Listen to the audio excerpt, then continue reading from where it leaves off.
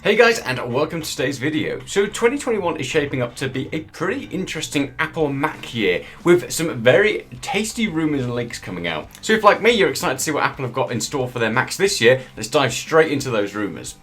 Now the first one's a pretty well known rumour, and that's that we'll see a 14-inch and a 16-inch MacBook Pro, and they will be coming in the second half of the year apparently, according to all these different leaks and rumours. Now if you're somebody who's recently picked up an M1 Mac, I wouldn't worry too much. They're not going to make your devices redundant. These are most likely going to be going into the higher tier bracket, so they will be costing quite a bit more. So what you've already got at your budget is an absolute awesome device, so don't worry too much about it. Now the 14-inch is apparently going to replace the 13-inch MacBook Pro Intel lineup that we've currently got. So that $1,800 device that they've got on the market at the moment, and then the 16-inch will obviously replace the Intel 16-inch MacBook we've already got, and it'll be very interesting to see what they do with the processors inside of that. Now obviously to achieve that 14-inch, apparently it's going to keep the same footprint that we've already got on the 13-inch MacBook Pro, but shrink down those bezels and give us a larger screen. Be very interested to see if they do anything at all with the 16-inch, or because it's recently had a relatively decent redesign, if they'll just stick with that exact same chassis. I guess we'll find out in the very near future. The next rumour, and this is coming down to the redesigned stuff, is that it will be thinner and flatter.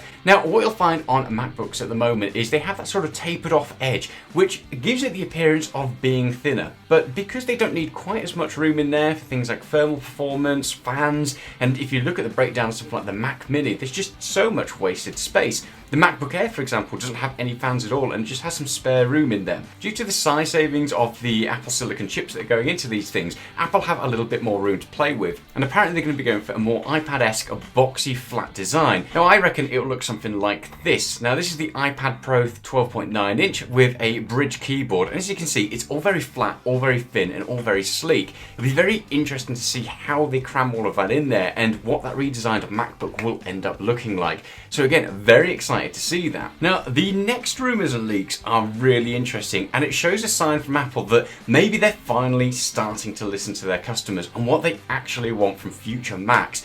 They've definitely done a very good job over recent years of listening to people's feedback and actually giving them the devices that they want, and this shows another sign of it.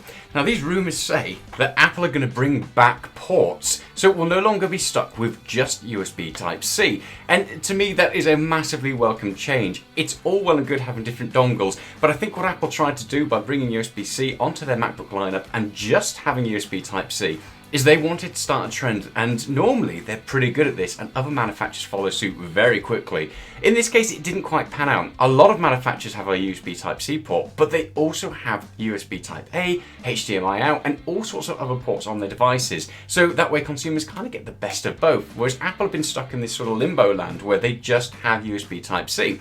Now, it doesn't make a massive issue to a lot of consumers out there, but those people who are using their devices for productivity tools, it can become quite frustrating when you suddenly have to get different dongles out. Now, we don't know exactly what ports are going to be coming back, but one of them is going to be the SD card slot, which is going to be a massively welcome for creators out there, and USB Type-A. So fingers crossed that comes to fruition, because that would be a very, very welcome change to have those ports back on the devices. On the subject of changing ports as well, apparently we're going to see Magsafe return to this thing. Now a lot of people have been talking about this and saying how frustrating it would be to have to go back to Magsafe, whereas the other camp is sort of saying how much they love it. Personally, I think that we will see USB Type-C charging, because it's not going to be going away, and the addition of Magsafe as well. So for those sort of customers who do want to be able to use Magsafe, which is very welcome for people who trip over cables a lot and it saves their device, they will have that option.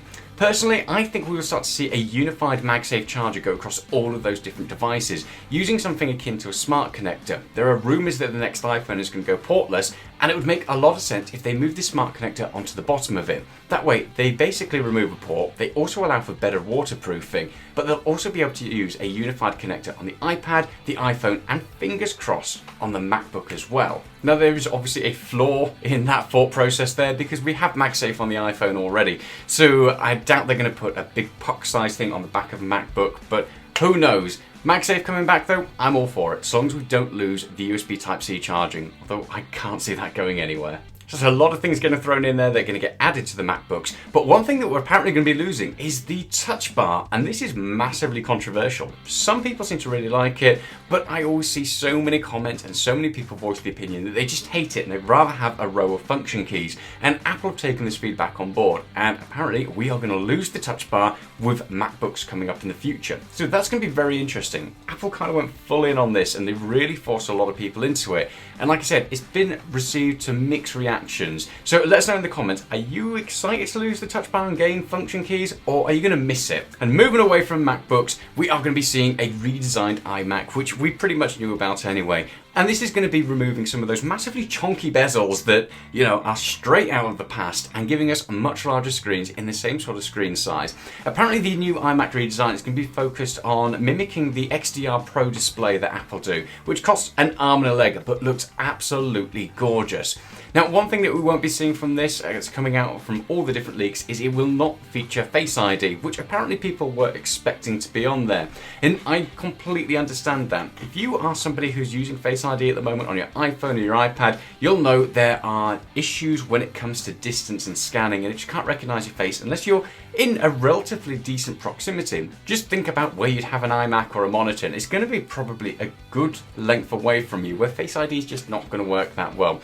It is a shame. It would be nice to have that all-in-one security method there, but unfortunately we won't be getting it. However, I'm very, very excited to see this redesigned iMac, and I'm sure a lot of you are out there as well. So again, let us know in the comments, are you disappointed that Face ID is not going to be coming to the latest iMacs, or are you just more excited about the new redesign just like I am? So that's pretty much it for the rumours and leaks at the moment. Obviously all of these things are going to be featuring some kind of Apple silicon in there. Whether or not it's going to be an M1X chip or an M2 chip, who knows? I guess the jury's out at the moment, but they are all apparently meant to be getting a massively more powerful than the current M1 Max that we've got at the moment. So that is going to be very exciting to see what Apple do. Let us know in the comments what you're most excited to see from Apple this year when it comes to the Macs and MacBook lineup. In the meantime, hit that subscribe button so you catch more awesome content in the future, and we'll be back soon. Stay safe and we'll see you soon. Bye.